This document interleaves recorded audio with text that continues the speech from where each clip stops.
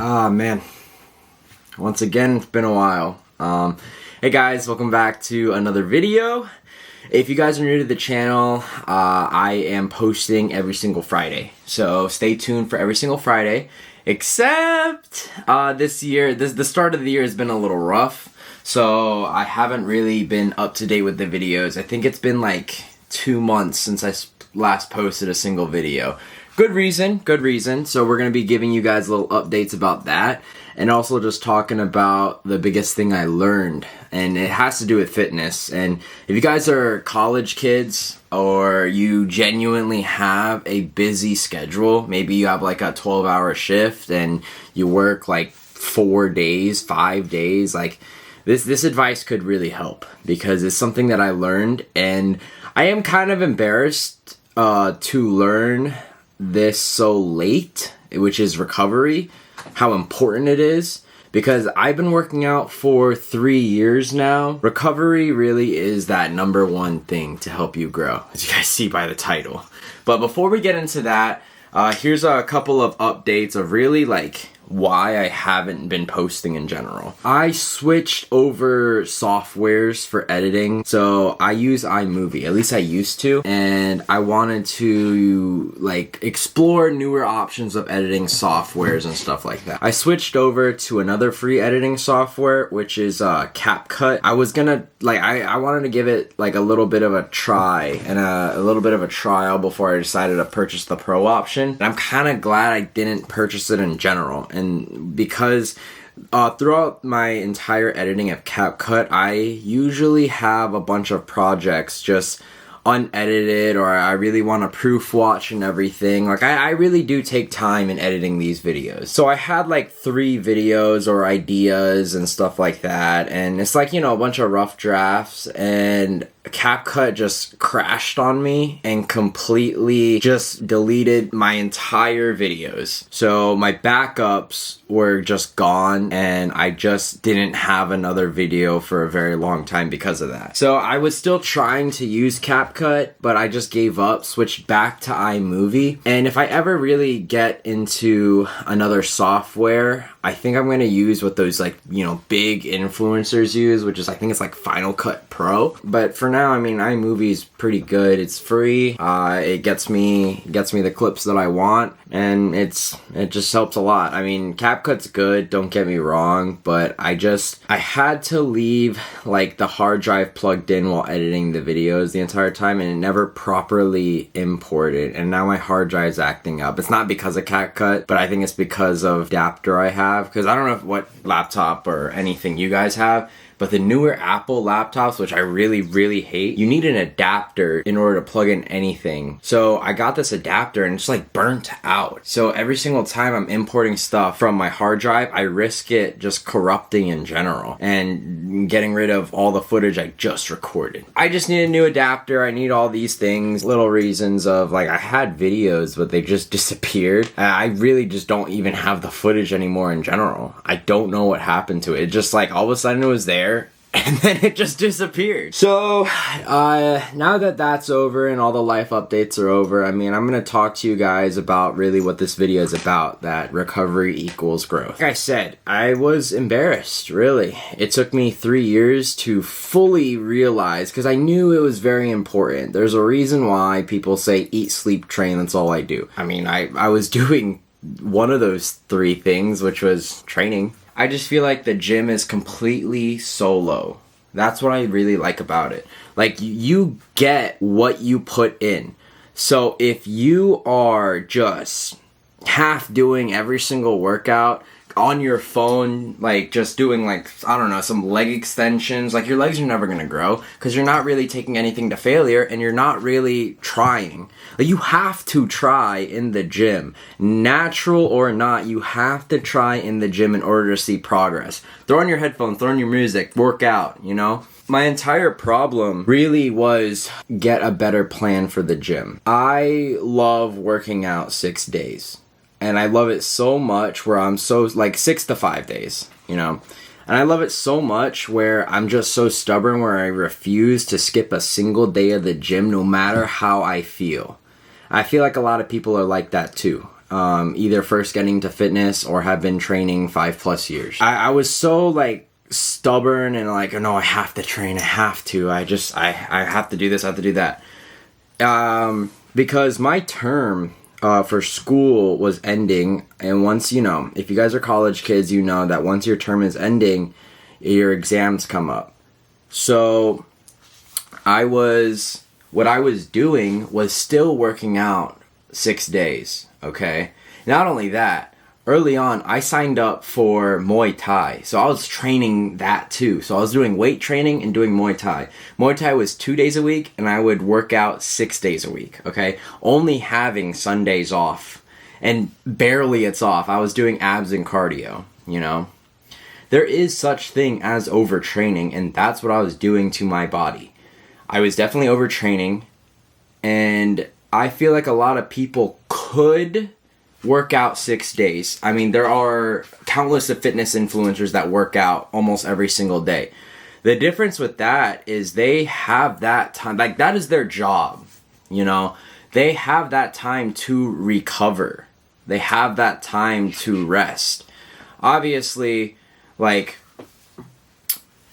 some can say that they are working, you know, working on their content. But I feel like it's very different from working on their content aspect to working a laborious 9 to 5. Also, doing school. So my exams were coming up, and I was working my 9 to 5, and my schedule would be like this. Like, I would wake up at 5 a.m., okay, get ready for work, go to work, end off work around like 3 or 4, okay? Either go to Muay Thai or work out with the weights. That would be, like, sometimes I do both. I do Muay Thai, then the weights. So let's just say in this instance I am. So I would do Muay Thai from around, I think, 5 to 6, okay? And then after 6, train the weights until 9, and then study for the exams, do homework, and that would take all the way until 2 a.m. And I have to wake up at 5 a.m. again. I was just overtraining. So I was just training really, really hard, but also really liking Muay Thai at the same time. I'm not saying that's impossible. I'm not saying that you guys can't do it at all. But just having that 3 hours of sleep is just not healthy at all. And I thought I can counteract it by staying highly caffeinated and taking as many supplements as I can. And it's just like, you can't run away. You can take as many supplements as you want, but you can't run away from that lack of sleep. Not only that, I named most of the things I would do, right? What I wouldn't do also is eat. That's why I never saw growth. And growth is recovery, is eating and training. If you don't eat and you just sleep and do the gym, you're not gonna grow. There's a reason why if you're stuck at a weight, the influencers say, oh, eat more, eat more. You know, there's a reason why they say that. It really was my big stubbornness where I didn't want to lessen days of me working out. I was like, no, I just really want to do this max video. Once I'm done doing the maxes video, I'll be good. And this is all the way in December, and I was studying for exams and everything. So, I mean, the best part about that was I passed all the exams, but having only 3 hours of sleep not only rendered me useless to grow, kid you not, there was days where all I did was survive off of a protein shake. Or I would have one meal, which was like Chick-fil-A. It's horrible. It's really bad. I gave up on tracking my diet because I was like, oh, well, I only ate 800 calories today. We're fine. I would have, like I said, I would just stay extremely caffeinated trying to survive through the day. It catches up to you because once December was over, once those exams were over, and I was still trying to work out, I just got sick. And even though I was sick, I continued to work out. Even then, I never let myself recover. So once I got sick to the point I couldn't even get out of my bed, I was like, I need a new plan of attack. Like, I'm not growing from the gym. I'm not eating properly. What can I do? I was bulking for almost a year now. I never hit the 200 mark, but I couldn't have a little refresh. Because I was sick, I was losing weight pretty fast. Because then again, I wasn't eating in general. So I was like, let me start cutting. Let me really track the calories. Because I barely had time to eat in the first place. Let me just cut the calories. stay at a certain amount of the macro goals, the carb, protein, and fats, and let me look up and do some research of really good workout programs that are only 30 minutes, really the bare minimum, because I still wanted to work out. Like I was saying about like all those fitness influencers, I just remember all their advices. Just before I even went to the gym, I always remember their advices of like, oh, you should always go to the gym. You should train when you don't want to train. You should keep on going. But I feel like they don't really say is how important that recovery process is, you know? So after I looked up and did some research, I remember, I forgot the bodybuilder's name, but there was a bodybuilder that specialized in like 30, 45 minute workouts, upper lower split, and working out, I think like 3 days in the gym. And then, you know, he's a bodybuilder. Of course he's enhanced, but still, it still takes hard training to look like that. And I was like, oh, that's pretty interesting. An upper lower split. Okay, we'll try that. Once I got better from overtraining and I started eating properly too, I saw the biggest amount of progress I've ever done. And like I said, the reason why I was doing the upper lower split in general, it's not my favorite split. Honestly, it's still top 3, but I would only go there when I have those exams, because what really kept me from resting was exams, and I'm not just gonna quit school. I put so much time into it, I'm not just gonna drop out. So, and it wasn't just school, it was just all like staying that long in the gym too. Like I would stay an hour and a half to 2 hours in the gym. That was the other problem. I only had a short amount of time to work out while studying for exams. So once I found the upper lower split, and once I figured out how to structure it, because I swear that's the hardest part about it, it worked. It really, really worked. The reason why I don't prefer it is because it's literally one set per muscle group and you're done, you know? I mean, that's why it's so fast. And at first, I was a hater. I was a hater on it while doing it, but my strength went pretty high. The upper lower split's pretty good, you know, but it does have its flaws where it's just my arms didn't grow as much.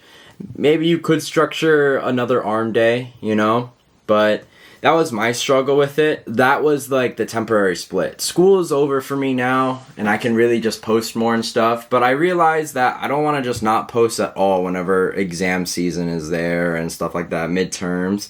I'm going to be posting a lot on YouTube Shorts. I know I post like clips of my videos on YouTube Shorts, but from now on, I am going to be posting mini vlogs, you know, whenever I just don't have that time. If you guys are interested in this little workout program I created, it will be in the description. So if you want to try that, if you're running out of time and you really only have 30, 45 minutes, that'll work. You can train it of 2 ways, okay? You can do upper, lower, rest, rest. Or you can do upper, lower, rest, and then repeat. So yeah, my biggest tip, and the whole point of this story, was to make sure you have enough rest. And the reason why, like, I'm like saying like the upper lower is great for people that don't have time, because if you look at a 31-day calendar, you have 11 days out of a 31-day calendar to hit your upper body. You have 10 days to hit your lower body, and you have 10 rest days. Rather than you training 6 days a week doing like a push-pull leg or Arnold, like you only have 4 rest days. The best way to grow is to make sure you hit your muscle groups twice per week, okay? With the upper lower, you're hitting it like crazy amounts of times, like 3 sometimes, 3 times per week. And sometimes you're hitting your legs 3 times per week. Like, it really does help. But it isn't my favorite training split. I realize I should just do it whenever I just don't have genuinely enough time for the gym. I mean, just personally, like really, I like to dedicate a muscle group right now. Because right now, I'm running a Arnold split / upper and lower. So that's honestly my favorite right now. I would have done a push-pull legs / upper lower, but I want my arms to grow, and doing the Arnold split has that individual arm day now that this little talk and little life updates are done, like I said, guys, in the description, that is the upper lower split, the entirety of it. Do what you please with it, edit it if you like. So I mean, if you guys don't want to do it, don't do it. But that's just the best advice I can do for you guys. The rest of the video, I'm going to show you guys exactly what I did for my upper A workout, and then you guys can follow along in the description. So if you guys are new to the channel, like I said, I'd be posting every Friday. So stay tuned every Friday. Enjoy the upper A workout, guys. I will see you guys next Friday. All right. Peace. This is gonna